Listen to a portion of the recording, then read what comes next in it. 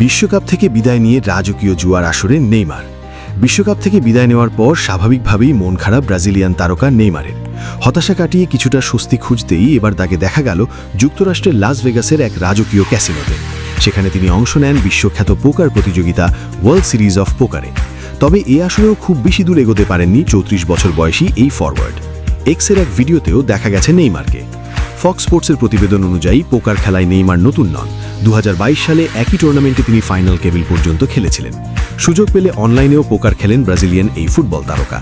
নেইমারের অংশগ্রহণের ভিডিও প্রকাশ করে আয়োজকরা লিখেছে, ওয়ার্ল্ড সিরিজ অফ পোকা 2026-এ স্বাগতম নেইমার। তারা আরও জানায়, ব্রাজিল থেকে বিশ্বকাপ থেকে বিদায় নেওয়ার প্রায় এক সপ্তাহ পর Brazilian football superstar $10,000 six max টুর্নামেন্টে অংশ নিয়েছেন। বিশ্বকাপ থেকে ব্রাজিলের বিদায় প্রায় এক সপ্তাহের মধ্যেই নেইমারের পোকার খেলায় অংশ নেওয়ার ভিডিও সামাজিক যোগাযোগ মাধ্যমে ব্যাপক ভাইরাল হয়েছে।